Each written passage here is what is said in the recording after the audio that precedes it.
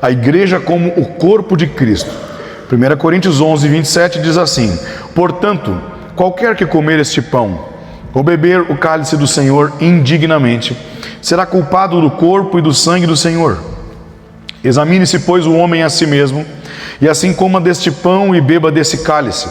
Porque o que come e bebe indignamente, come e bebe para a sua própria condenação, não discernindo o corpo do Senhor. Até aqui. Feche os teus olhos uma vez mais. Paizinho, na tua presença nós estamos nesse momento. Nós queremos te agradecer, Senhor, pela vida, pela saúde, por tudo que o Senhor tem nos dado. Nós somos gratos e queremos manifestar essa gratidão hoje. Todas as mãos erguidas foram para te agradecer, as canções, as nossas orações são para te agradecer nessa noite, Pai. Nosso desejo é tocar o teu coração, porque nós te amamos. Agora nós queremos ouvir a tua voz. Fala ao nosso espírito nesse lugar. Nós estamos atentos, não apenas ao barulho, mas ao silêncio, aos sussurros. A tua voz nos ensina nos detalhes, Pai. Então ativa o nosso espírito nesse lugar. Que todas as fortalezas de mentira sejam derrubadas e as colunas das tuas verdades sejam construídas em nós. Que haja consciência, discernimento, que haja em nós, Pai querido, a capacidade de entender qual é a tua boa, perfeita e agradável vontade. Em nome de Jesus, que haja cura nesta noite, restauração, que haja reconciliação, que haja, Pai querido, milagres, salvação, tudo aquilo que a tua palavra promete, batismo, renovo. Nós queremos mergulhar em ti nesse lugar, Pai. Fala ao nosso espírito, eis nós aqui. Amém. Hoje nós precisamos falar a respeito da igreja como corpo de Cristo. A igreja é um corpo para Jesus. Eu li aqui o texto que nós lemos sempre na Santa Ceia. Todo primeiro domingo, segundo domingo do mês, nós temos a Santa Ceia, que é o hábito nosso cristão de nos reunir e fazemos esse ato em memória ao sacrifício de Cristo. E o texto que nós lemos, ele destaca a expressão discernir o corpo, que é aquele que participa da ceia, mas ele não discerne o corpo, ele não entende o que está acontecendo, ele está se autocondenando. E isso não é de forma mística, a ponto de a pessoa estar indo para o inferno porque está fazendo isso. Mas a falta de discernimento do corpo faz com que todos os ritos religiosos percam o seu sentido, percam o seu propósito, o discernimento do que se está fazendo. A Santa Ceia, a ceia do Senhor, é uma coisa certa a ser feita, né? Aqueles que estão em comunhão tem esse dia para lembrar o sacrifício de Cristo como um ato de participação desse corpo. Mas não adianta eu fazer a coisa certa da maneira errada. E a maneira errada é não discernir o que está acontecendo, não discernir do que eu faço parte. Essa falta nossa de discernimento faz com que a gente utilize dos ritos, utilize das atividades cristãs, da religiosidade em torno do nome de Jesus, mas realmente não acesse a bênção que de fato é estar dentro de um corpo. Não discernir o corpo é estar fora dele, é não entender que eu faço parte de algo muito maior. Então é preciso enxergar a igreja como um corpo. A igreja é um corpo para Jesus. E enxergar a igreja como um corpo para Jesus é enxergar a igreja em dois aspectos. O primeiro aspecto é o da unidade, e o segundo, da missão da igreja, o aspecto missional. No primeiro aspecto, quando eu entendo a igreja, enxergo a igreja, vivo a igreja como um corpo, eu começo a entender o que é a unidade, ao observar como um corpo funciona. Em alguns detalhes, nós podemos ver como a igreja funciona, como ela se movimenta. A igreja é um organismo vivo, é um organismo divino. A igreja, retomando aquilo que nós estamos já refrisando muitas vezes, ela não é um lugar, ela não é um prédio, elas são pessoas. A igreja somos nós. A igreja também eu não posso dizer que sou eu, porque não existe individualidade na igreja. A igreja, nesse sentido, né? Eu não posso ser igreja sozinho. Nós somos a igreja. Então é um povo, né? Tudo que Deus faz ao longo da sua história, através dos seus profetas, dos homens de Deus, através de Cristo, é para um povo, é para alcançar esse povo, essa igreja, essa família, esse corpo. Então, discernir o corpo é amar o corpo, é entender o corpo como se fosse o próprio Cristo, porque de fato é isso que somos, o corpo do Cristo na terra. Dentro do aspecto da unidade, para entender a igreja como um corpo, nós podemos não nos tocar, podemos de certa forma em alguma vez esquecer, mas estamos no mesmo corpo. As diferenças não são motivos para nos afastar, as diferenças são complementos. Toda diferença que nós temos entre um e outro nos complementa, mas o inimigo tenta colocar em nossa mente que as diferenças são o motivo pela qual nós não vamos estar perto, sendo que são as diferenças que nos deveriam nos manter perto. A maturidade é a capacidade de se relacionar com alguém que não tem nada parecido, nada em comum, a não ser estar no mesmo corpo. Quando eu entendo a igreja como um corpo, eu não fico buscando encontrar alguém igual, porque de fato nenhum membro é igual ao outro, nenhum órgão é igual ao outro. Eu posso ter inclusive duas mãos com 2 dedos indicadores, se você olhar bem, fazer uma análise, eles não são idênticos. Nem o membro da mesma função, pode ter a mesma função, pode fazer a mesma coisa, ou pelo menos ser capaz de fazer a mesma coisa. Não é a mesma coisa, mas todos têm algo em comum. E o que os une? O corpo. O corpo. Nós fazemos parte de um corpo para Cristo. Quando Jesus estava na terra, Ele fez através do corpo dele, então Ele encarnou. A Bíblia diz que sem Ele nada do que foi feito se fez. Ele fez todas as coisas, Ele estava no início, na criação, mas Ele encarnou num corpo, e o seu corpo andou aqui na terra, e tudo que Ele fez foi através do seu corpo, como Jesus, sendo 100% homem, 100% Deus. Mas quando Ele subiu, Ele enviou o seu Espírito e passou a fazer através da sua igreja, do seu corpo na terra. O resgate da imagem e semelhança do Criador deveria estar na igreja. Quando eu preciso fazer aqui um paralelo rapidamente lá para o Jardim do Éden, depois a gente volta para cá. O que o pecado fez? O pecado distorceu a imagem e semelhança nossa do nosso Pai. Deus fez a criatura para ter relacionamento íntimo com Ele. Nós não somos frutos da necessidade de Deus, somos fruto da vontade de Deus. Deus sem nós continua sendo Deus. Ele não nos fez porque precisava de nós, Ele fez porque nos quis, nos amou, o seu amor transbordou. E quando Ele nos fez para nada mais, nada menos do que para relacionamento. Ele queria que a sua criatura tivesse uma boa relação com Ele.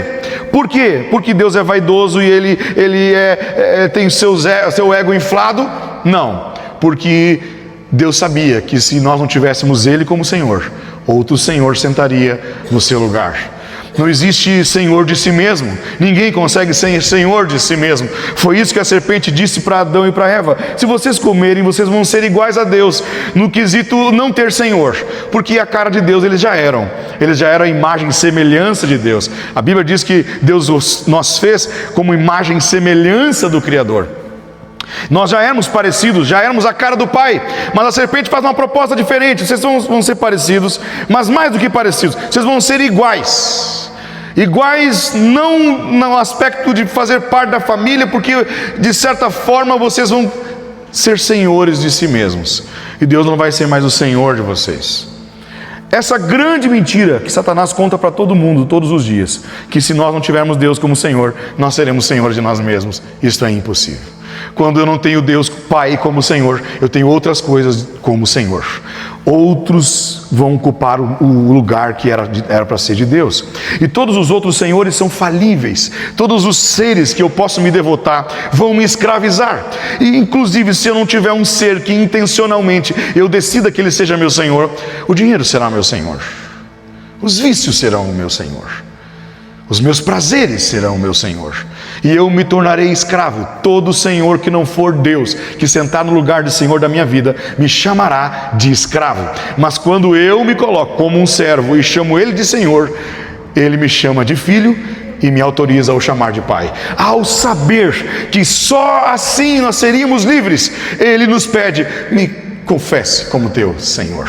Porque se você me confessar como teu Senhor, você vai ser livre, porque senão você vai ser um escravo das suas emoções, dos seus impulsos, dos seus instintos, dos seus desejos.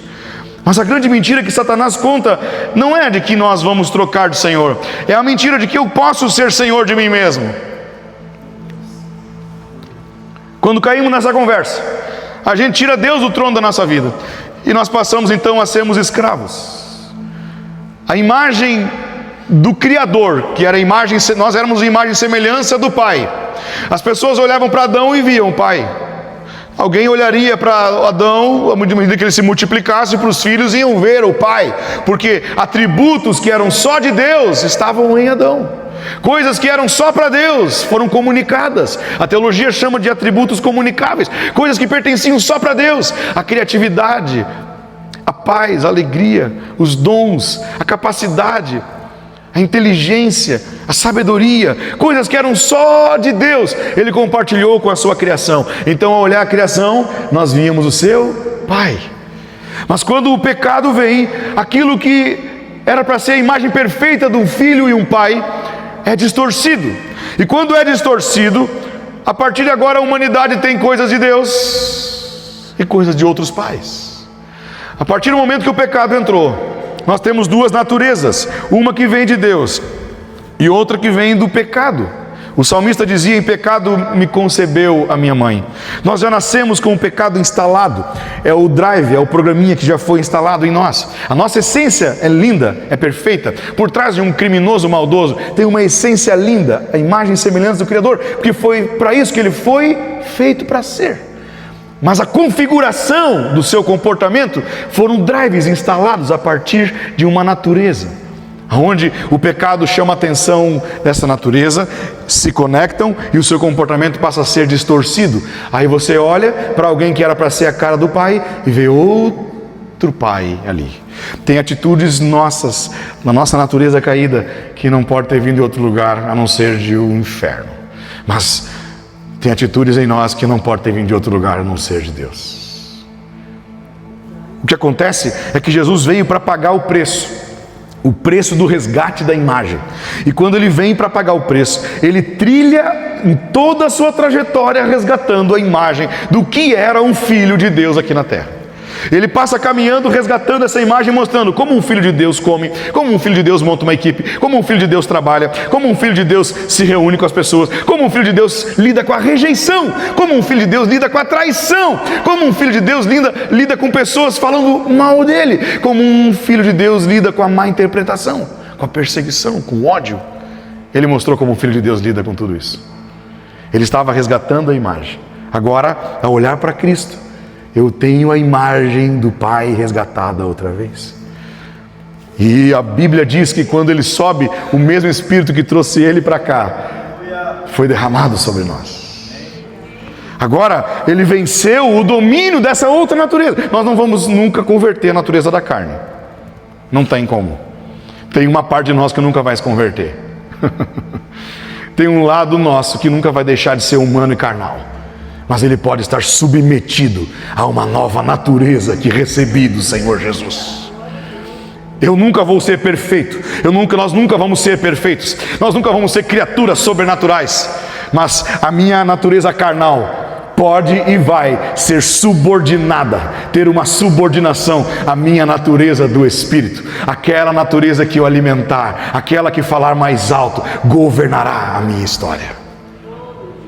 Essa é a história do Evangelho. Jesus então, ele derrama o seu Espírito, o mesmo Espírito. Eu olho para Jesus agora e vejo o Espírito que levou ele, que trouxe ele, e agora eu posso ter acesso ao mesmo Espírito. Eu posso olhar para ele como modelo e seguir o seu modelo. Tudo que ele nos pede para fazer, nós somos capazes. Obviamente que sem ele não dá, mas eu consigo ter o Espírito dele. Ele disse: se meu Espírito estiver com vocês, eu vou estar com vocês todos os dias até o fim dos séculos. Mas quando ele diz que ia estar conosco, ele não só diz que ia estar conosco de forma mística, sobrenatural e espiritual. Ele está dizendo que estaria com a terra, porque os seus filhos que eram bastardos foram readotados, foram enxertados. Aqueles que tinham fugido através do pecado, agora aceitaram de volta o seu verdadeiro Pai. Aleluia. E agora Jesus já está entre nós. Mas ele não está, de certa forma, só dessa forma mística que alguns acreditam. Não, ele se manifesta através do seu corpo. Ele deixou um corpo aqui na terra. Quando Jesus subiu, quando o seu corpo subiu, o corpo dele carnal subiu aos céus, ele deixou o seu corpo, igreja, aqui para o representar. Ah, mas eu conheço uma igreja que ninguém representa Jesus. Eu sei que tem, nós sabemos que tem, mas não importa, o seu corpo ainda está na terra. Se tem um lugar que a igreja de Cristo não representa corretamente a imagem e semelhança do Criador, eu não tenho compromisso com isso. Eu tenho compromisso com aqueles que estão comigo, aqueles que lutam diariamente, aqueles que têm o Espírito Santo para fluir e manifestar e resgatar a imagem e semelhança do Criador todos os dias. Aleluia. O entendimento da igreja como um corpo é fundamental para que eu entenda como viver em unidade, porque não há como nós sermos um corpo desunido, fragmentado, não dá. Eu preciso destacar aqui a diferença entre estar perto e estar junto. Tem gente que está perto, mas não está junto, e tem gente que está junto, mas não está perto. Se eu cortar o meu dedo indicador da minha mão e deixar bem perto da minha mão, cortado da minha mão, ele vai estar perto, mas não está junto. Mas o meu dedo indicador da mão, em relação ao dedo indicador do pé, ele não está perto, mas ele está junto. A ideia de entender a igreja como um corpo é o propósito. Estamos todos no mesmo propósito. Há pessoas que elas estão distantes. Eu conheço gente que eu chamo de irmão e que está em outro continente. A gente não está perto, mas a gente está junto. Agora, há pessoas que andam do nosso lado e elas estão perto, mas o sentimento não é o mesmo, as ideias, o propósito não é o mesmo. Isso não é ser um corpo. O corpo fala de unidade. Todos têm facilidade para se relacionar com Jesus divino, espiritualmente, espiritual e incrível, porém distante. Todo mundo tem esse Jesus divino, todo mundo tem esse Deus divino, é incrível, que em algum momento da vida vai olhar para cima e dizer, faz alguma coisa.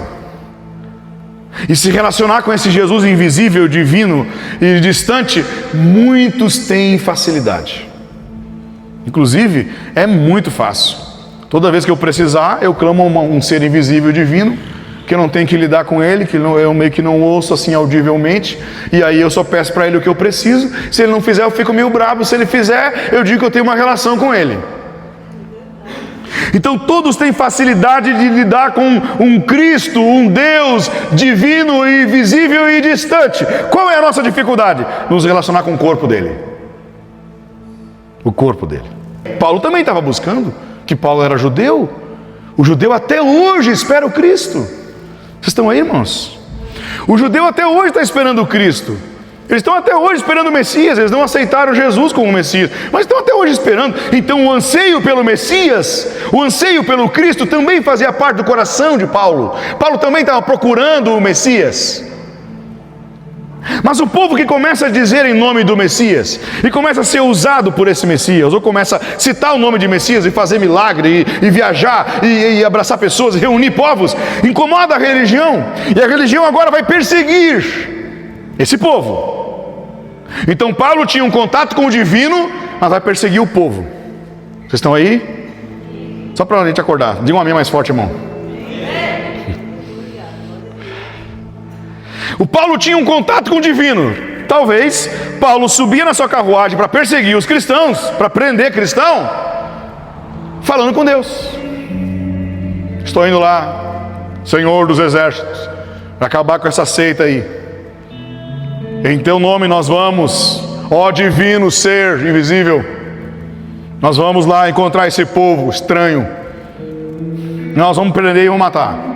Estevão foi morto. Quem decidiu a morte de Estevão? No conselho que estavam decidindo a morte de Estevão, Paulo estava lá, com o seu Deus divino. Mas Paulo vai entrar no caminho de Damasco. E quando ele entra no caminho de Damasco, porque ele está aqui no Atos 9, versículo 1. Coloca ali, por favor. Atos capítulo 9, versículo 1. Vamos ler, um texto meio grandinho, vamos ler junto. Vamos ler junto. Olha só, e Saulo, respirando ainda as ameaças de morte contra os discípulos do Senhor, dirigiu-se ao sumo sacerdote e pediu-lhe cartas para Damasco, para as sinagogas, a fim de que se encontrasse alguns desses pelo caminho, quer homens, quer mulheres, e os conduzisse presos a Jerusalém. Ele estava convicto no Deus divino dele. Indo no caminho, aconteceu que, chegando perto de Damasco, subitamente o cercou um resplendor de luz no céu. Uma luz enorme, irmão. Quando a luz enorme bateu e Saulo caiu no chão, o contato com o Messias era o que Paulo buscava também. Talvez ele pensou: encontrei o Messias, o Cristo, aquele que o profeta Isaías profetizou. Eu encontrei ele. Oh, uau, uau! Coisa linda! Encontrei aquele que eu procurava no meio do caminho. Deve ser porque eu estava fazendo uma linda oração para ir matar cristão. Deve ser porque a minha oração foi respondida. Eu já pedi graça e força para ver se eu consigo prender com muita força os cristãos. Talvez ele me ouviu e resolveu me aparecer para bater palma para mim, para me dar os parabéns. Parabéns, filho. Mas quando a luz apareceu, os olhos de Paulo foram cegados. A voz gritou dizendo: por que você está me perseguindo? Saulo, Saulo, versículo 4, por que me persegues? E ele disse: quem é, Senhor? Ele já disse Senhor, né? Ali já quebrou-se toda a distância que ele tinha, porque ele acabou de reconhecer Jesus. Ele disse: sou eu sou Jesus, a quem tu persegues. Mas aqui eu quero destacar com os irmãos, toda essa conversa depois nós vamos destrinchando aqui. Mas irmãos, entendam que Paulo não tinha um problema com o divino, ele tinha um problema com o corpo de Jesus.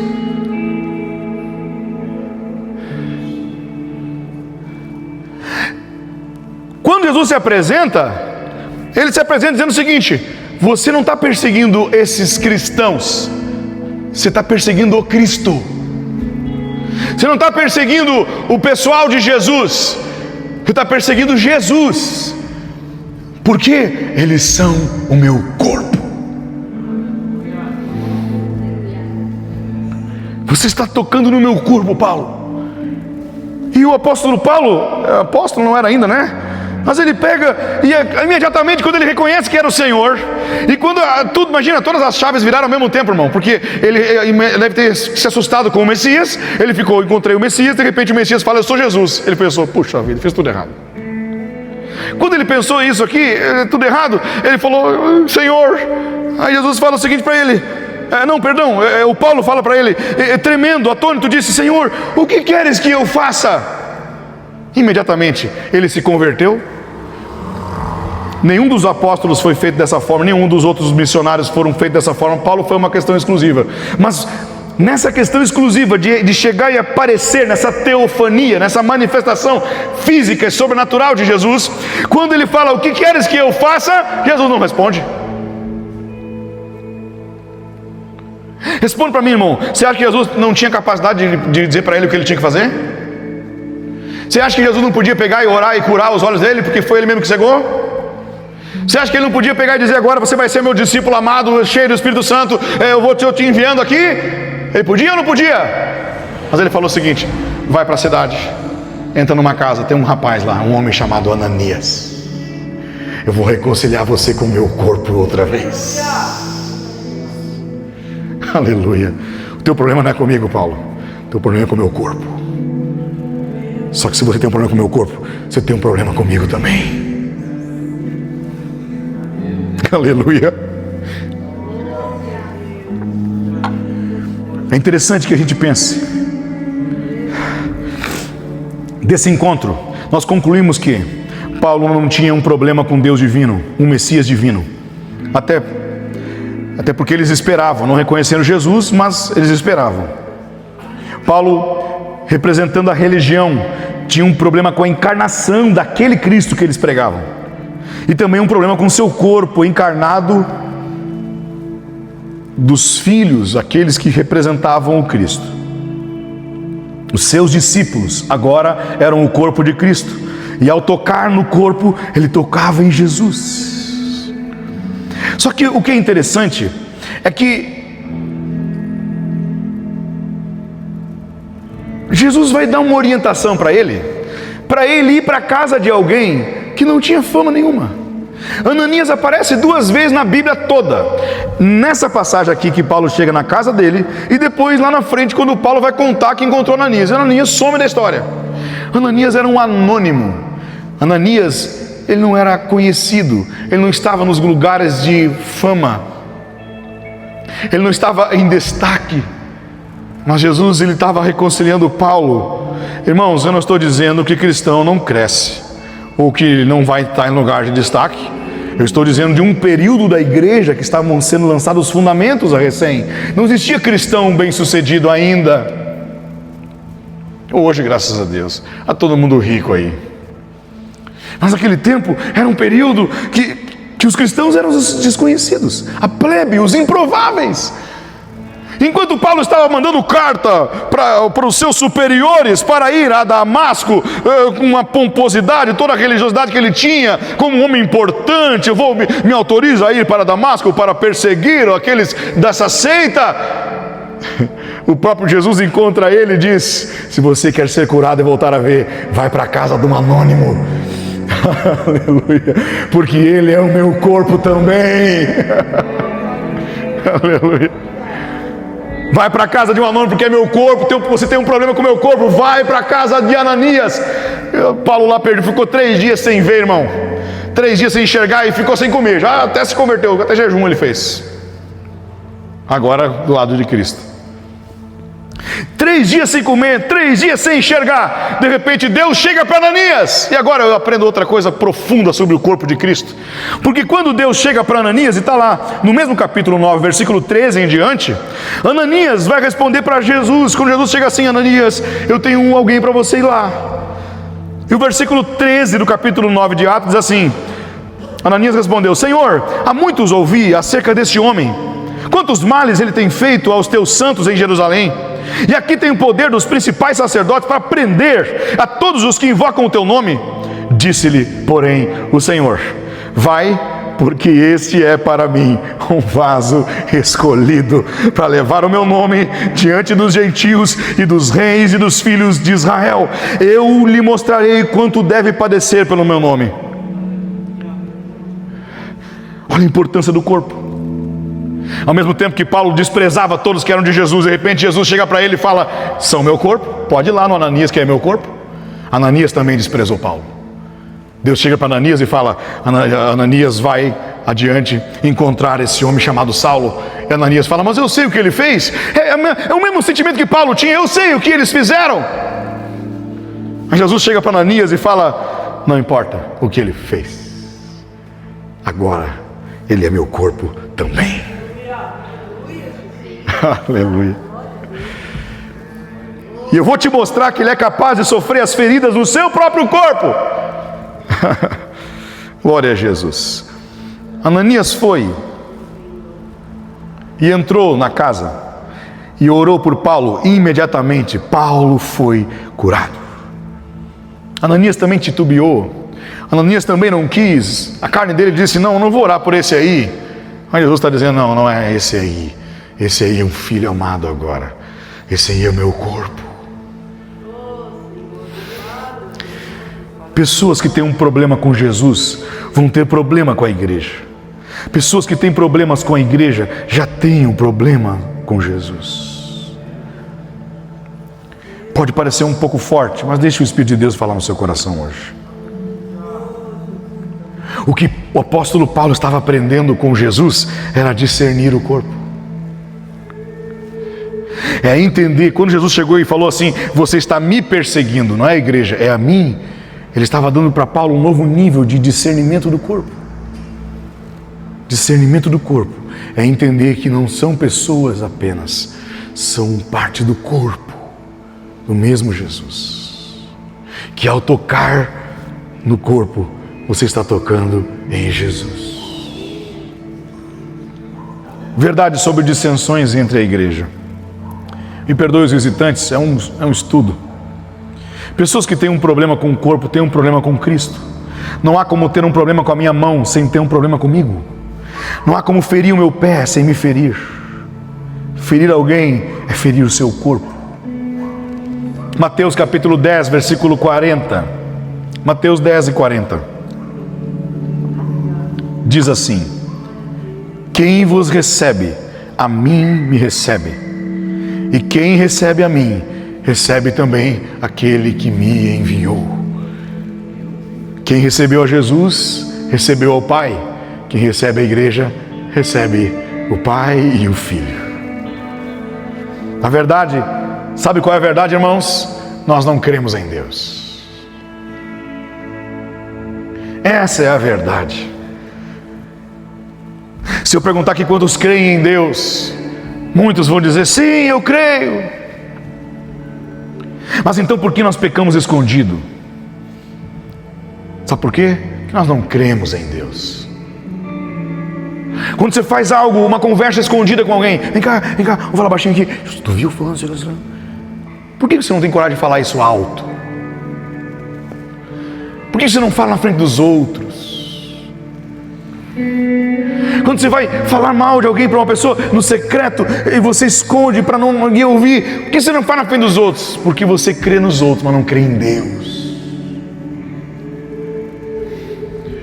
Eu vi essa semana retrasada, o pecado da pornografia é o pecado de quem não crê em Deus. Por que não crê em Deus? Porque você consegue assistir pornografia na frente do seu pai, na frente da sua mãe, na frente do irmão em Cristo? Não! Mas você consegue fazer diante de Deus. Você crê na pessoa, mas não crê em Deus.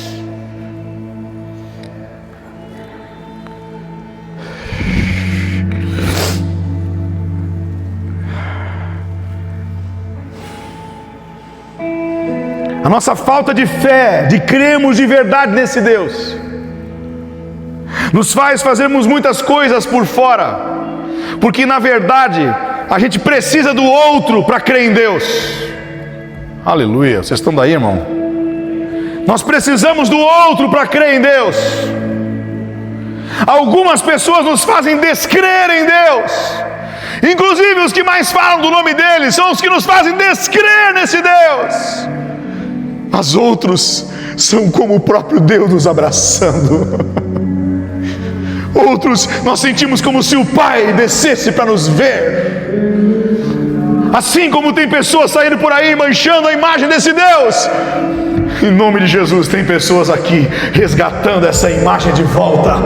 Tem pessoas olhando e dizendo assim: eu sei que muita gente distorceu, mas eu vim aqui para resgatar. Deus existe, olhe para mim. Muitas vezes eu vi pessoas dizendo: eu não acreditava em Deus até conhecer você. Uma vez um jovem disse para mim assim: eu voltei a acreditar em Deus quando eu vi que você não desistiu de mim. O jovem disse assim: eu voltei a acreditar que Deus me ama quando eu vi que você me amou, mesmo eu pecando contra você. Quando eu vi que eu pequei contra você e você manteve o seu amor por mim, aí então eu pude crer nesse Deus, esse Deus que não desiste de nós.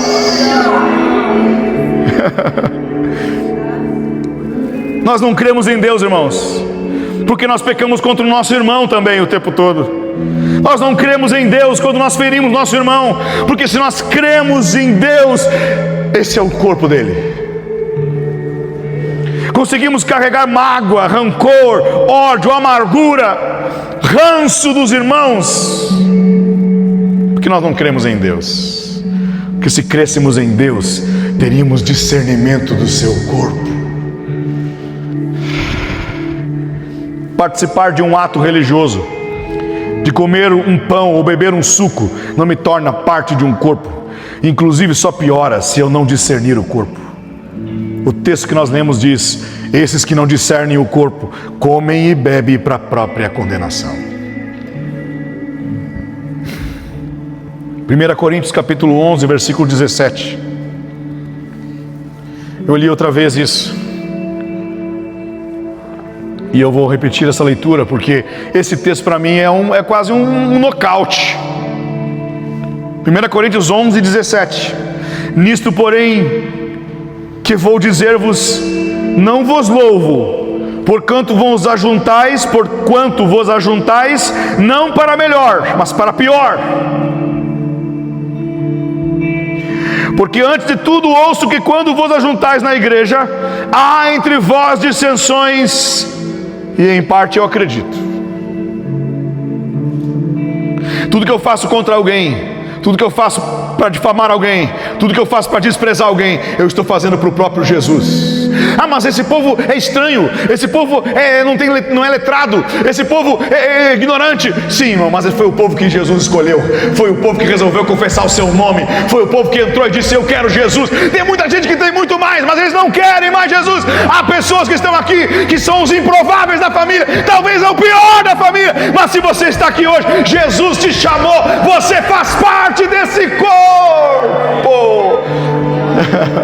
Irmão, me permita te chamar de louco por um minutinho, mas a Bíblia diz que Ele escolheu as coisas loucas desse mundo para confundir as sábias. Aleluia! A confundir as sábias desse mundo. Toda a sabedoria desse mundo se curva à loucura do Evangelho. Sem discernir o corpo, nós estamos cumprindo ritos que nos afastam de Deus. Não, irmão, deixa eu ver se eu consigo explicar isso de uma forma mais simples. Há pessoas que não querem relacionamento, não querem viver em comunhão, não querem suportar o pecado do outro. Não, lá fora alguém pode perdoar, aqui seus pecados não serão perdoados. Vem para a igreja, mas aqui você será condenado. Alguns fazem assim. A igreja não é um lugar para condenar o pecado dos outros. A igreja é o lugar para as pessoas se sentirem perdoadas. Perdoados são os teus pecados. Foi a primeira coisa que Jesus fez antes de curar o paralítico. Antes de pedir de onde que ele veio, qual era o pecado dele, ele falou: ei, vem cá, perdoado, está perdoado. Não, primeiro você tem que fazer isso, tem que fazer, não tem que fazer nada. Já foi pago o preço, você já está perdoado. Alguns estão dizendo por aí: não, porque eles estão facilitando o Evangelho, estão alargando a porta. E você está fazendo o quê? Apertando a porta? Não, porque estão facilitando para as pessoas ir para a igreja. E você está fazendo o quê? Dificultando? Não é que é para alargar nem para estreitar. Mas se Jesus diz que todos os pecados foram perdoados daqueles que chegarem até Ele, quem sou eu? Quem somos nós para darmos condições para os pecados serem perdoados? Nós não temos poder para dar condição para perdoar pecado de ninguém. Toda a condição Ele levou na cruz do Calvário. Se você hoje aceitar Jesus, Ele já perdoou, já está perdoado, irmão. Sem discernir o corpo, nós entramos na Santa Ceia. Vamos tomar a Santa Ceia. Essa pregação devia estar na Santa Ceia, né? Bendito seja o Cordeiro. Toma o pão, toma o cálice, vira as costas, não dá nem tchau. Não cumprimenta nem o irmão do lado. Não se relaciona. Não confessa pecado, não fala das suas mazelas. Não aceita o pecado de ninguém. Quando a pessoa cai, ele diz assim: vai cair lá fora, não cai aqui. Se é para falhar, vai falhar lá fora. Inverta essa lógica. Se é para falhar, falha aqui. Se é para cair, cai aqui, bem na minha frente. Quanto mais perto eu estiver no teu pecado, mais fácil vai ser te levantar. Discernir o corpo é entender que tudo que fizemos para o corpo de Jesus, indiretamente estamos fazendo para Ele. Então, se eu estou fazendo, talvez eu sou medíocre comigo mesmo, talvez eu nem acredito muito na minha palavra, talvez quando eu digo que vou fazer uma coisa eu nem faço. Mas quando eu entendo quem é o corpo e como eu faço para o corpo, eu faço para Cristo, eu vou fazer muito mais, com muito mais dedicação, com muito mais amor. Talvez a minha casa nem é tão limpa assim, mas se aqui é o lugar que o corpo vai entrar, eu vou ajudar, eu vou limpar. Talvez para ficar sozinho na minha família, eu nem estou me limpando, me ajudando, talvez eu como com os piores talheres que tem para guardar os outros. Mas se eu vou receber alguém que faz parte do corpo, eu estou recebendo o próprio Cristo. É por isso que Jesus disse assim, ouviste o que foi dito, ama o teu próximo como a ti, porém, eis que vos dou um novo mandamento. Ama o próximo como eu amei a igreja. Porque se amar o próximo é como você se ama, e você não se ama, você tem uma desculpa para não amar ninguém. Mas ele disse, mesmo que você não se ame, ame o corpo de Cristo. Aleluia! Quando você ama o corpo de Cristo, você ama o Cristo. Você está fazendo por Ele, para Ele, com Ele. Efésios capítulo 1, versículo 20. Nós vamos indo para o final. Diz assim, que manifestou em Cristo, ressuscitando-o dentre os mortos e pondo-o à sua direita nos céus, acima de todo o principado, poder e potestade, domínio, de todo homem que se nomeia, não só nesse século, mas também no vindouro, e sujeitou todas as coisas a seus pés, e sobre essas suas coisas constituiu como cabeça da igreja, que é o corpo de Cristo, a plenitude daquele que cumpre tudo em todos. Quando eu enxergo a igreja como um corpo, eu entendo que eu sou enxertado nele e recebo imediatamente uma missão. Então, enxergar a igreja como um corpo é entender a igreja no aspecto da unidade, estar ligado, conectado, e no aspecto missional, como missão. Agora eu já ganhei uma missão, porque todo órgão, todo membro do corpo tem uma missão. Tem órgãozinhos que são bem pequenininhos, mas quando resolvem incomodar, eles levam a pessoa para o óbito. Tem um órgãozinho lá que nem dá bola, é uma vesícula, é um negocinho, é uma coisinha. Se estourar e não chegar a tempo, já era, irmão.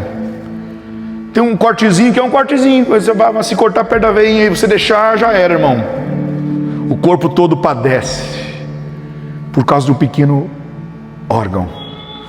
Todos recebem uma missão e nenhuma delas é mais importante do que a outra. Todos fazem uma função que dentro do corpo todos se tornam importantes. Quando eu enxergo a igreja como um corpo, eu entendo que se eu sou enxertado no corpo, eu já estou dentro da missão. Então, por mais diferente que seja a minha missão da missão dos outros membros, em essência todos estamos fazendo a mesma coisa, obedecendo o cabeça. Bom, vocês estão aí, eu estou achando vocês muito quietos hoje, porque nós somos pentecostal, irmão. Dá um glória aí. Deixei vocês mudos. Dá para dar um amém pelo menos? Aleluia. Quando eu enxergo a igreja como um corpo, eu entendo que eu posso ser completamente diferente do outro. E não só a minha aparência, como a minha missão, totalmente diferente. Um tem o poder de puxar, outro de empurrar. Um tem o poder de absorver alimento, outro tem de expulsar. É tudo, cada um na sua função. Todos podemos estar fazendo coisas completamente diferentes, mas isto não nos afasta, porque todos recebem o sinal do mesmo lugar,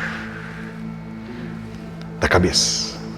Todos estamos cumprindo a missão do cabeça, e a cabeça despeja sobre o corpo todos os sinais para que ele se mova. Colossenses capítulo 1, versículo 18. Colossenses 1:18 diz assim: e ele é a cabeça do corpo, da igreja. Jesus é o nosso cabeça. Então, nós somos pessoas mutuamente conectadas e temos necessidades uns com os outros. E precisamos uns dos outros, mas dependemos mesmo é do cabeça.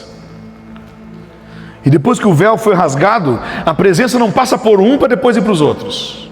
Por mais que nós exercemos liderança, por mais que haja líderes e funções e departamentos e encargos e funções, por mais que exista pastor, evangelista, obreiro, o véu foi rasgado.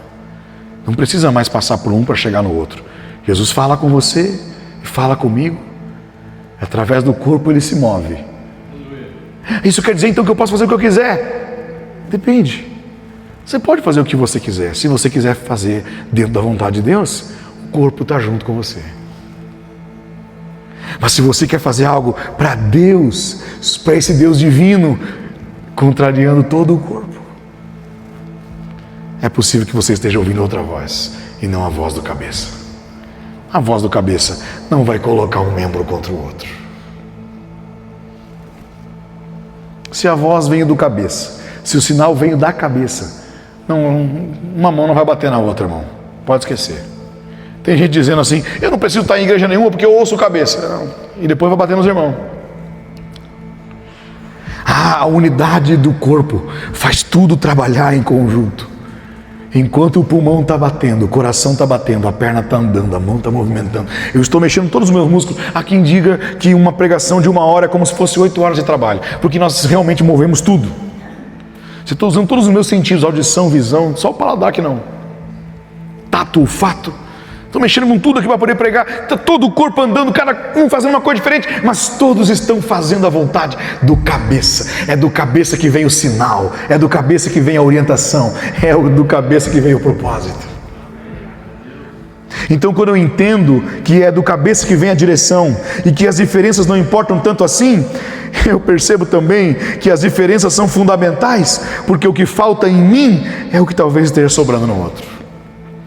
O que sobra em mim, tem muita gente que está sobrando, ele fala assim, ó, está sobrando muito isso aqui, não tem nada lá, eu vou para outra igreja. Não, eu estou precisando muito de uma coisa, e ele cria uma ideia de que não tem ninguém com aquilo. Experimenta se relacionar, experimenta conhecer a história. Irmão, deixa eu fazer uma pergunta para vocês aqui que estão me ouvindo, todos vocês aqui. A palavra não é para quem não veio, amém? A palavra não é para quem não veio, é para nós. Deus não é fofoqueiro. Alguém vai dizer assim, essa palavra era para o fulano, ele tinha que estar aqui. Mas Deus não é fofoqueiro, irmão, ele manda o recado para quem veio. Amém? Palavra para você. Muitas vezes, nós estamos achando que a gente consegue controlar o propósito de Deus conforme os nossos instintos e desejos. Mas, se nós pensarmos na nossa carne, nós vamos usar os outros para nos servir.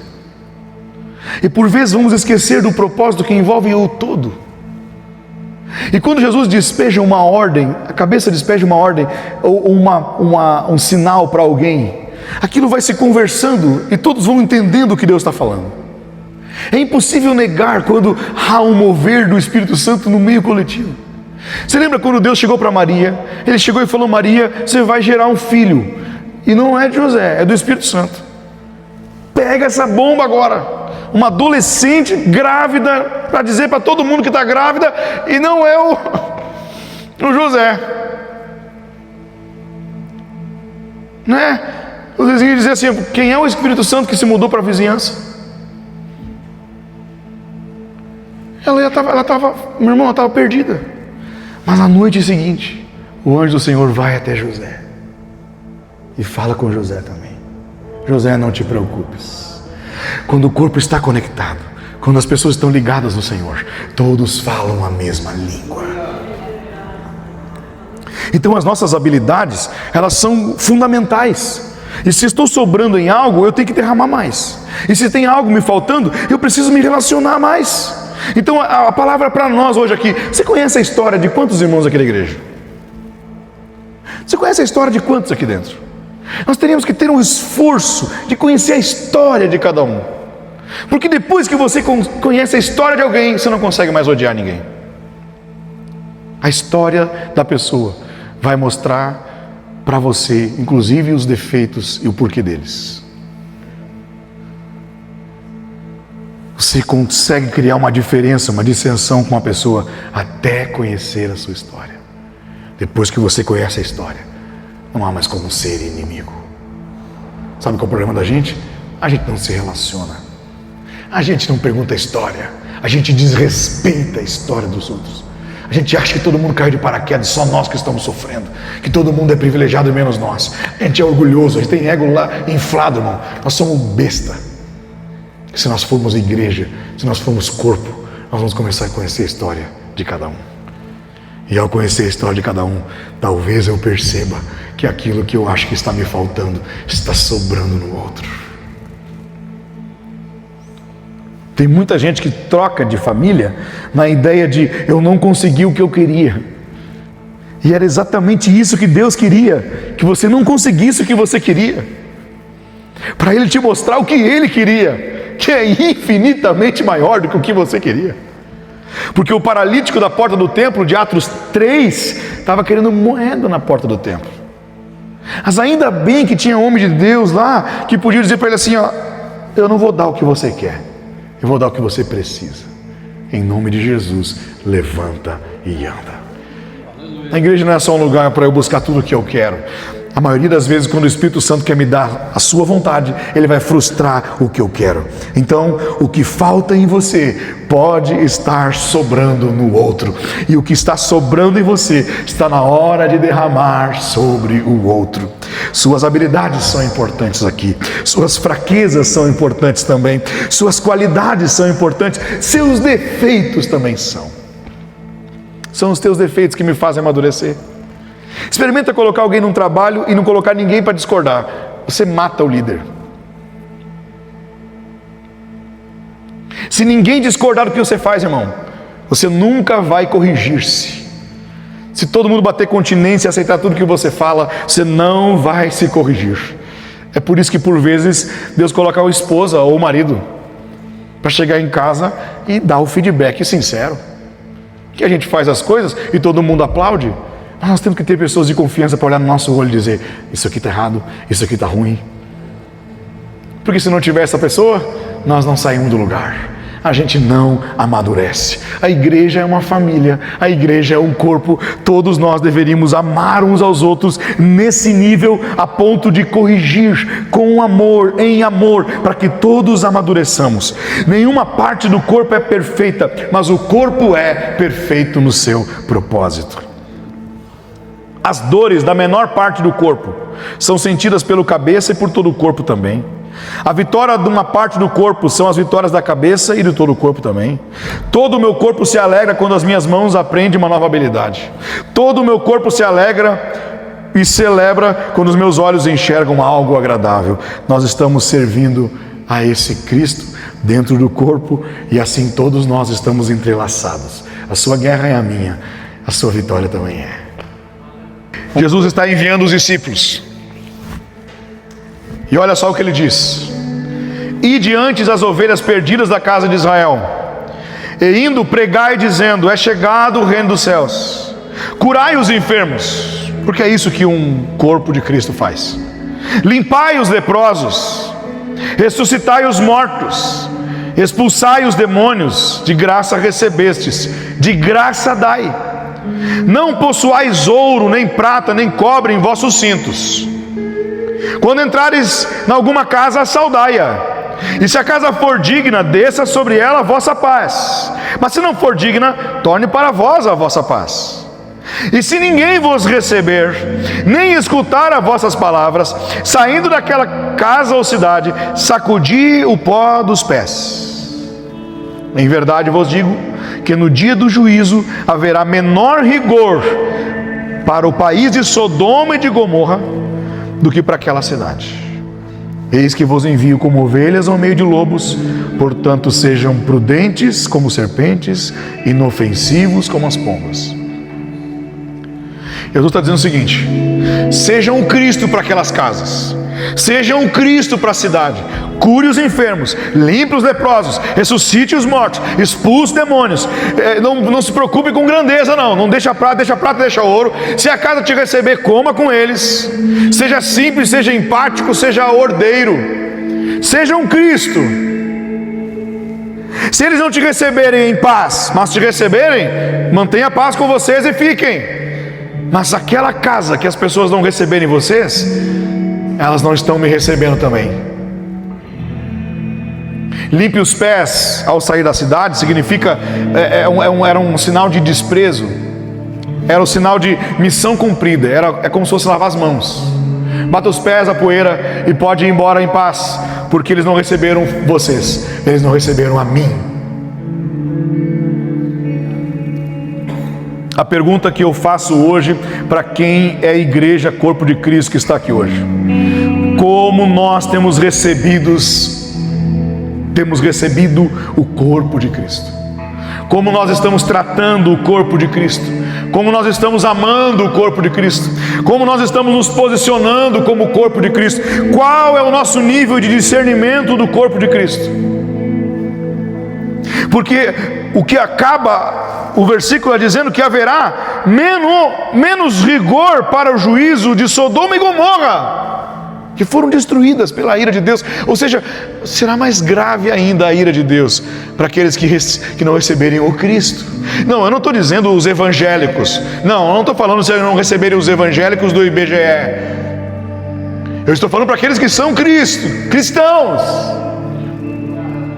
Porque no IBGE tem um nome de um monte de evangélico lá, mas cristão, aquele que você olha e vê Cristo nele, que quando o outro não recebe em paz, ele mantém a paz dele, aquele que entra no lugar e não dá condições, ele vai curar, ele vai limpar as feridas.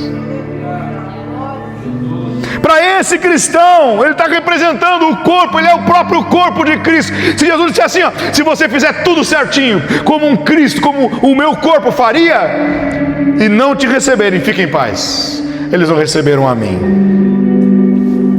E quando Jesus falava do reino de Deus, das últimas coisas futuras, ele também dizia: há alguns que vão chegar diante de Deus querendo entrar no reino de Deus, mas eu tive fome e não me deste de comer, tive sede, não me deste de vestir, de beber, estava nu e não me vestistes. Aí os discípulos: mas quando que fizemos isso? Quando vocês deixaram de fazer isso com os meus pequeninos. Nós estamos o tempo todo sendo analisados pelo Pai. Por quê? Porque nós somos representantes do seu corpo na terra. Mas ao mesmo tempo que nós somos o corpo, nós também recebemos o corpo, falamos com o corpo. E as nossas relações com Deus, elas estão sendo reveladas no corpo. Não existe essa pessoa que está bem com Deus e está mal com o corpo, irmão. Não existe, irmão. Não existe isso, irmão. Se Jesus curar você, você está bem com o corpo. Se você vai para casa e tem um encontro com Jesus, você vai vir correndo para o corpo, porque foi isso que ele fez com Paulo. Quando você se consertar comigo, você vai para o corpo. E se você se consertar com o corpo, a chance de você se consertar com Jesus também é muito grande. Aleluia. Se você, por isso que as pessoas, eu até criticava as pessoas que diziam: eu saí da igreja, né? E eu dizia assim, ó, não, você saiu de Jesus, porque você saiu de tudo. Não foi só do culto cristão religioso, você saiu de tudo, você parou de orar, você parou de crer, você parou de acertar. Mas está certo, dizer que saiu da igreja e saiu de Jesus é a mesma coisa. Quem sai do relacionamento com o corpo, ele não consegue, não tem como, irmão, se relacionar comigo sem se relacionar com o meu corpo. E se nós encontrarmos a igreja como família, enxergarmos como família, como quarta-feira passada, nem se fala, porque eu não sou bem-vindo num lugar onde meu filho também não é. Eu não vou me sentir bem-vindo num lugar onde minha família não é. Então não existe negócio de eu amo a Deus, mas não amo os seus filhos.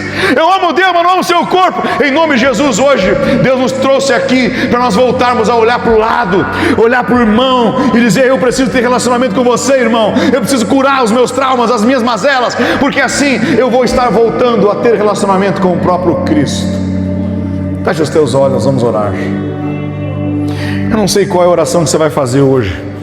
Se é uma oração de compromisso, se é uma de gratidão, se é uma de arrependimento, mas faça uma oração você mesmo com o Senhor. Talvez você é cristão há muito tempo e tem um Deus divino, mas faz muitos anos que você não tem relacionamento de verdade, relacionamento entranhável, aonde como uma família, aleluia, talvez até com a família você está tendo um relacionamento ruim por conta dessa dificuldade de amar o desconhecido. Mas o Espírito Santo está aqui hoje para curar o seu coração. O Espírito de Deus está aqui hoje para curar você, para nos curar, para nos colocar um olhando para o outro outra vez, um pensando no outro outra vez. A missão é a mesma, os nossos inimigos são os mesmos. Por vezes o diabo vai tentar colocar a gente como se um fosse inimigo do outro. Nós não somos inimigos uns dos outros, nós temos o mesmo inimigo, fizemos parte do mesmo corpo, da mesma família. Enquanto nós estamos brigando às vezes entre si, há um gigante oprimindo um exército. Quando Davi chega no vale, tem Golias gritando, quem tenta puxar uma briga com ele é o seu irmão. Ele vai querer ofender Davi, mas Davi ignora o irmão. Por quê? Porque Davi queria dizer: você não é meu inimigo, é o gigante que é meu inimigo. Tem muitos gigantes vencendo guerras porque nós estamos brigando. Tem muitos gigantes oprimindo lugares porque nós estamos ainda discutindo se pode, se não pode, se é pecado, se não é, se concorda ou se não concorda. Não importa se concorda ou não concorda, você é meu irmão, nós vamos andar junto, o inimigo está lá, não é você. Não confunda os seus irmãos com inimigos. E quando eu falo de irmãos, eu não falo só da nossa denominação. Tem muito irmão nosso em outros lugares. Tem irmãos nossos dentro da igreja católica, dentro de outras igrejas evangélicas. E há uns que não encontraram ainda um corpo saudável. Mas eles estão chegando para procurar a igreja que está preparada para recebê-los. Feche os teus olhos aí. Pai, na tua presença nós estamos. E nós aqui como o teu corpo na terra, queremos representar a sua imagem e semelhança outra vez. E não é com a nossa força, Pai, não é com a nossa capacidade apenas, porque todo o propósito que o Senhor nos dá como corpo de Cristo é tão difícil que nós não conseguiremos fazer sem o teu Espírito. Eu preciso do teu Espírito para vir sobre a minha vida e redimir os meus dias. Eu preciso do teu Espírito para controlar os meus instintos, os meus impulsos, quando a minha carne quer afastar as pessoas. O teu Espírito quer agregá-las. Quando a minha carne quer me afastar dos outros, o teu Espírito me torna próximo outra vez. O teu Espírito nos une. Aleluia, aleluia, aleluia, aleluia. Quando o teu Espírito desce, nós esquecemos as diferenças. Quando o teu Espírito toca nos corações, nós esquecemos. Quando estamos no meio de uma adoração e o teu Espírito desce, nós só queremos abraçar, a gente esquece das nossas rixas. Então nós precisamos mais do teu Espírito. Nós precisamos mais do teu Espírito. Tem alguém hoje que reconhece que precisa mais do Espírito Santo? Diga: Pai, eu preciso mais do teu Espírito. Quando o teu Espírito invade meu coração, eu saio para a rua com os olhos curados. Quando o teu Espírito invade a minha vida, eu não enxergo o outro como um lugar para eu encontrar defeitos, mas um recipiente para eu derramar o amor que eu recebi. Quando o teu Espírito entra na minha vida, os meus dias passam a ter cor. Eu passo a liberar perdão, coisa que eu não conseguia sentir, mas com o teu Espírito eu posso todas as coisas agora. Eu posso perdoar quem me ofendeu, eu posso liberar para ser perdoado quem me traiu, eu posso abraçar quem fala mal de mim, porque aquilo que está nele não entra em mim tem o Espírito Santo, e quando o Espírito Santo está em mim, eu sou livre para andar, livre para amar, livre para perdoar, livre para ser rico, livre para ser pobre, livre para ter fome, livre para ter fartura, livre para ter amigos, livre para estar só. Eu estou livre se o teu Espírito está comigo. Nada mais nos prende, nada mais nos prende. Pai, nos ensina a amar nosso irmão, nos ensina a perdoar nosso irmão, nos ensina a lidar com as nuances do passado. Nos ensina, Pai, sozinho nós não conseguimos.